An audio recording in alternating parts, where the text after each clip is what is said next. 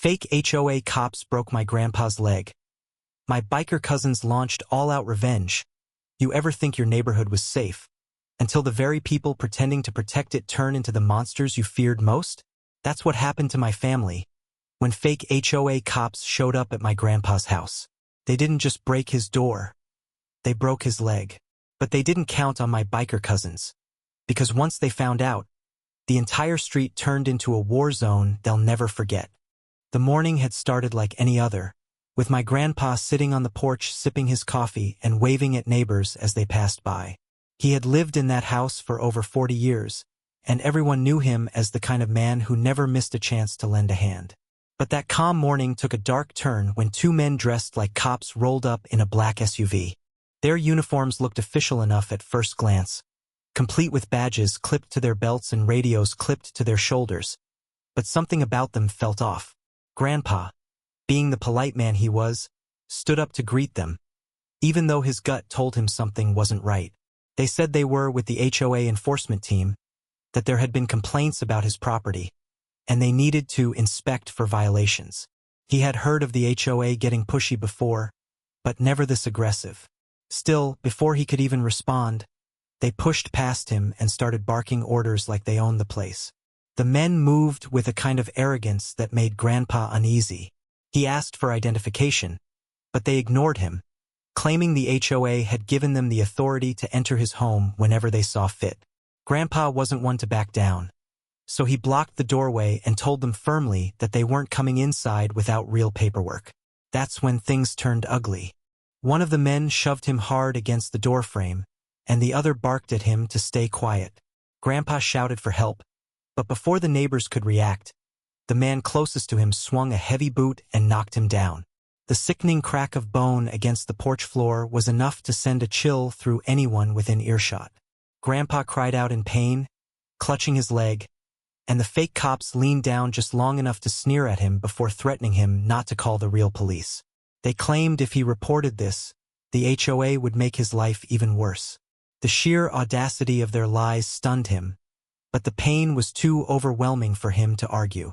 By now, some neighbors had started to gather, watching the scene unfold with wide eyes, but fear kept them frozen.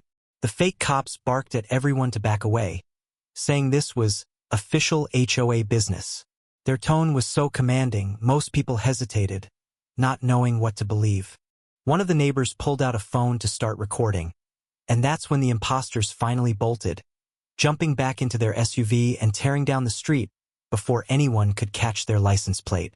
They left Grandpa lying there on the porch, struggling to breathe and unable to move.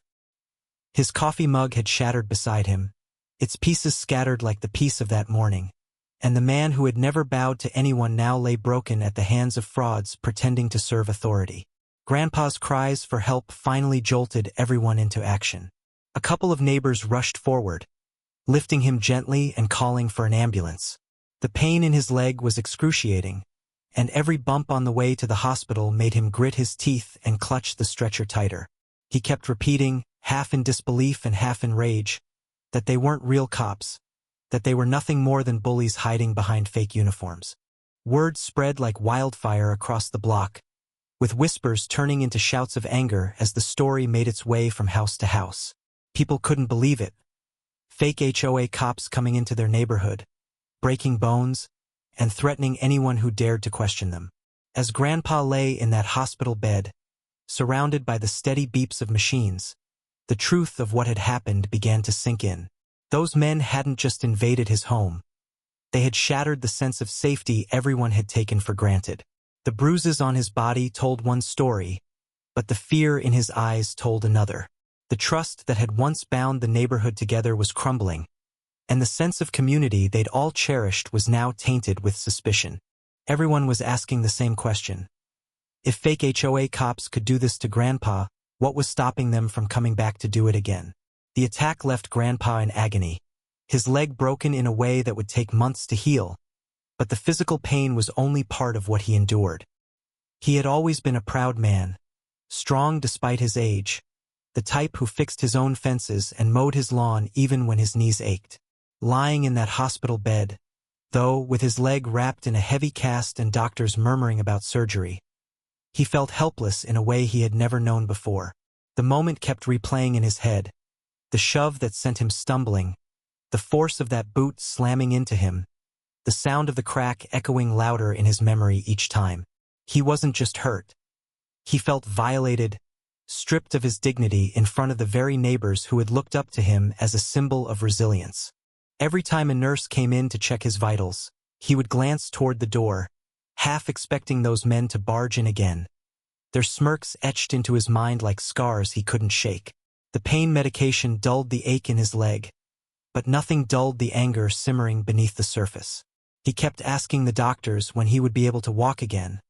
Frustrated each time they reminded him it would be a long recovery. To Grandpa, the cast was more than a medical necessity. It was a chain, a reminder that those men had taken something from him that couldn't be easily replaced. When his family gathered around, he tried to put on a brave face, joking about hospital food and acting like it was just another bump in the road. But the flicker in his eyes betrayed him. He had been a man who prided himself on standing tall, and now even sitting up sent sharp pains shooting through his body. The broken leg wasn't just bone deep. It was cutting into the very core of who he was. Meanwhile, the neighborhood was buzzing with shock and outrage. People kept replaying the footage one of the neighbors had managed to capture before the imposter sped off. The shaky video showed enough to prove what had happened, and as it spread through group chats and social media pages, disbelief turned to fury. Some residents started questioning whether their HOA had any involvement at all, while others feared the imposters might return under cover of night. Parents kept their children inside, locking doors earlier than usual, while conversations on front lawns turned into whispers of distrust.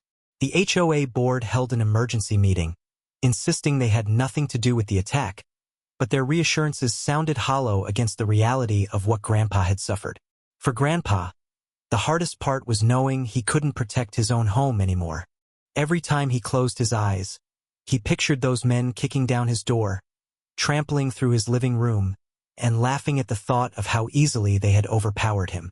Sleep became a stranger, and the constant hum of the hospital machines was the only thing keeping him tethered to the present. He hated feeling like a burden on his family, watching them take shifts at his bedside, their faces drawn with worry they tried to hide.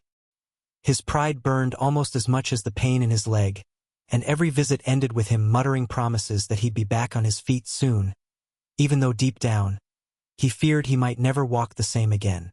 The doctors explained the severity of the break. It wasn't a clean fracture, but a complicated one that might require pins to hold the bone together. Grandpa listened, nodding silently, his jaw clenched so tight his teeth ached. He thought of all the things he loved doing that now felt so far away. Tending to his garden, fixing the squeaky hinge on the gate, taking his old pickup truck for a drive just to feel the wind on his face. The life he had built in that house suddenly felt out of reach, and it wasn't just about healing. It was about reclaiming the piece of himself those men had stolen. Family members kept coming and going, bringing flowers, homemade meals, and prayers, but nothing could erase the image of him lying helpless on that porch. The neighborhood kids, who once waved at him every morning, now asked their parents in hushed tones why anyone would want to hurt Grandpa. The innocence of their questions cut deeper than the injury itself, reminding everyone how much the attack had shaken the sense of safety they once took for granted. Grandpa tried to smile for them, assuring them he'd be okay, but behind the smile was a storm brewing, a resolve hardening with each passing day. He knew one thing with absolute certainty. This wasn't over. Those men had walked away thinking they could terrorize him without consequence. But as he stared at the ceiling late at night, fists clenched, he silently vowed that he would not let this injustice fade into memory. They might have broken his leg, but they had also awakened a fire in his family and his community. A fire that would only grow stronger the longer he was forced to lie in that bed. News of the attack spread like wildfire, and with it came a wave of fear and anger that swept through the neighborhood like a storm no one had seen coming. People who had once waved to each other over their fences now gathered in small, tense groups, their voices hushed as they tried to process what had happened right on their street. The thought that men posing as authority figures could so easily walk up to someone's home, force their way in, and leave an elderly man broken on his own porch made everyone question just how safe they really were. It wasn't just about Grandpa anymore, it was about all of them, and the realization that the place they had believed to be secure might not be safe at all. Parents who used to let their kids ride bikes until the streetlights came on now called them inside before dusk. Elderly neighbors double-checked their locks, and some even slept with lights on, unwilling to trust the darkness that once felt harmless. Anger mixed with fear, creating an atmosphere so heavy you could feel it just by stepping outside. Whispers of "what if they come back?" and "how could this happen?" echoed through the block, each conversation building on the last until panic began to take root. The video that captured the moment of the assault circulated quickly, and while it confirmed what had happened, it also brought unease. People analyzed every frame, pausing to look at the fake badges, the unmarked SUV, the way the men carried themselves with such confidence, as if they had done this before. It wasn't just random violence. It felt orchestrated, deliberate, and that terrified everyone even more. Some residents started to wonder if the imposters had been watching the neighborhood for a while, waiting for the right moment to strike. The HOA board tried to control the narrative, calling a community meeting in the clubhouse to assure everyone that the organization had no ties to the attackers. They spoke about cooperating with the police, about reviewing security protocols, but their words felt thin, like they were trying to patch a hole in a sinking ship with tape. People were restless, their voices rising as they demanded answers the board couldn't give. One neighbor stood up and shouted that if this could happen to Grandpa, one of the most respected men in the neighborhood, then none of them were safe.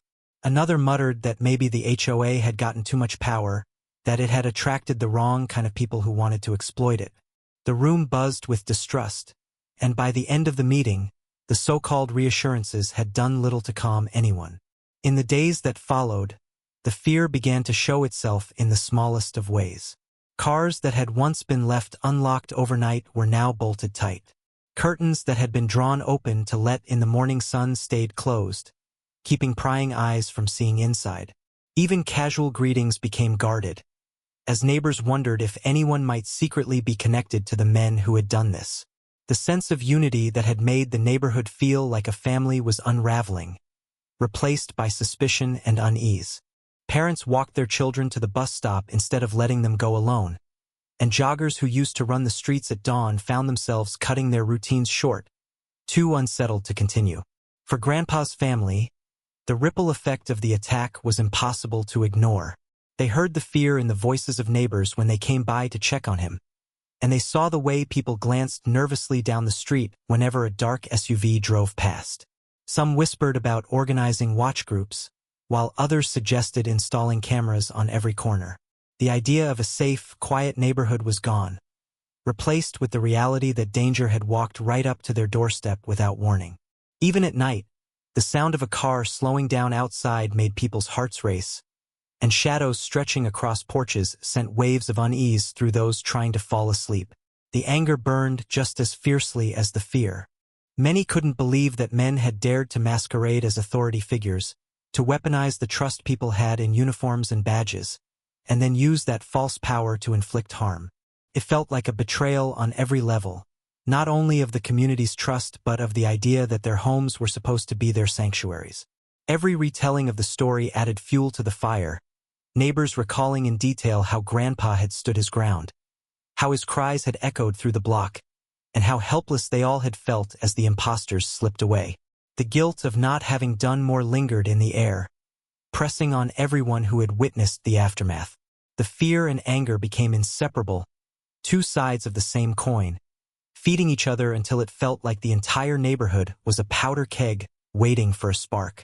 Every day that passed without news of the attackers being caught only made it worse, leaving people on edge, waiting for something else to happen. And through it all, the sight of Grandpa's empty porch stood as a haunting reminder of what they had lost. Not just his presence each morning with a wave and a smile, but the sense of safety that had once defined their community. The call to my biker cousins was made late in the evening, when the house was quiet except for the steady ticking of the old clock in the hallway.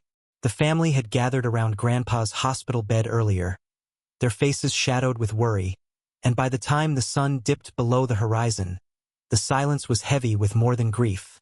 It was laced with rage. My uncle picked up his phone with trembling hands, scrolling through contacts until he landed on the names he knew would understand exactly what had to be done.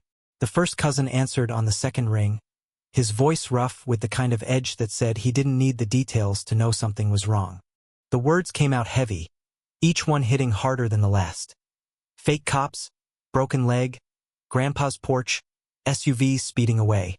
The silence on the other end of the line stretched long enough to feel like the calm before a storm, and then the cousin's voice cut through, low and steady, promising that this wouldn't go unanswered. It wasn't long before the rest of the cousins were looped in, the call bouncing from one to the other like sparks leaping from a fire.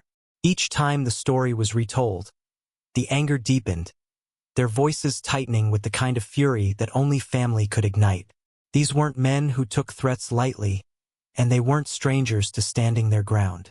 Years on the road together had built a bond stronger than steel, forged in loyalty and tested by the kind of battles most people only heard about in rumors. They weren't the kind to sit back and watch one of their own suffer at the hands of cowards hiding behind fake uniforms. The moment the call ended, engines were revving, and plans were already forming in their minds.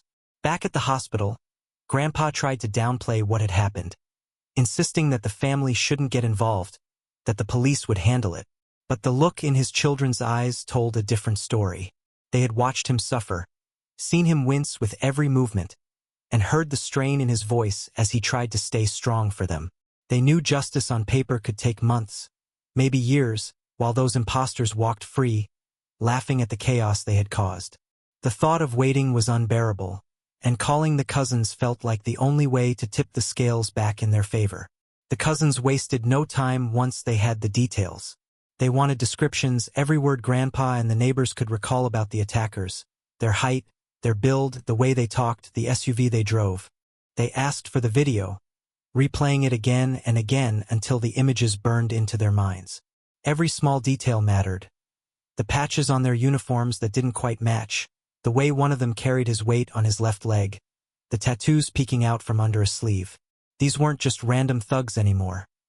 They were targets, and the cousins were already mapping out how to find them. Word spread quietly through their biker network, reaching ears that knew how to keep secrets and how to dig for answers without leaving a trail. The cousins didn't need the police to tell them where to look. They trusted their own kind of street justice, a method that had never failed them before. They weren't reckless, they were calculated, deliberate, the kind of men who could turn whispers into leads faster than most official investigations. While the neighborhood wrestled with fear and uncertainty, the cousins were already moving, their loyalty to Grandpa driving every decision. At the same time, the atmosphere in the neighborhood shifted again. Some residents felt relief knowing the cousins were involved, while others worried that bringing bikers into the mix might escalate things beyond control. But those closest to Grandpa knew that once the cousins had been called, there was no turning back. They had grown up on stories about how fiercely protective they were, how they stood for family above all else, and how anyone foolish enough to cross them rarely did so twice. Their presence was both a promise and a warning, a signal that the attack had drawn the kind of attention the imposters never expected. The cousins themselves didn't talk much about what they were planning. They didn't need to. The look in their eyes, the way their jaws clenched when they heard Grandpa's groans of pain, said everything words couldn't. For them, this wasn't just about revenge. It was about restoring the respect that had been stolen from their family, about making sure no one else in the neighborhood would ever have to look over their shoulder again. Their loyalty ran deeper than blood, and now that loyalty had been challenged, the imposters had unknowingly lit a fuse that was already burning toward them. The cousins wasted no time once the decision was made. The anger in their voices during that first call had already turned into a plan by the time they showed up, their engines rumbling low as they rolled into town under the cover of night. The growl of their bikes echoed down the street, sending a shiver through anyone listening from behind curtained windows. They didn't need to announce why they were there. Everyone already knew. These weren't men who believed in sitting around and waiting for justice to trickle down through official channels. They believed in action, and they believed in sending a message that would be remembered long after the bruises faded. They gathered in Grandpa's living room, the air thick with the smell of leather and gasoline, the weight of silence pressing down until the first cousin finally spoke. He laid out what they knew. The SUV, the shaky video footage, the descriptions the neighbors had given, the way the attackers carried themselves like they had done this before. They discussed every detail, breaking down possibilities and connections until the picture grew clearer. These weren't just random guys out for trouble. They had a plan, a motive, and most likely a pattern. That made them dangerous, but it also made them predictable. The cousins knew how to read people, how to sniff out weakness, and how to corner those who thought they could run. Phones buzzed on the coffee table as messages came in from their network. Bikers from neighboring towns and trusted friends who owed favors. Word spread fast when it needed to, and within hours, information started trickling back. A black SUV matching the description had been seen near a rundown motel off the highway. Someone remembered a man with a tattoo like the one caught in the video sleeve stopping for gas 2 towns over. Another claimed he'd overheard 2 men bragging about an easy job they'd pulled off, laughing about how nobody had dared to fight back. The cousins leaned over the table, piecing the puzzle together like they'd done 100 times before.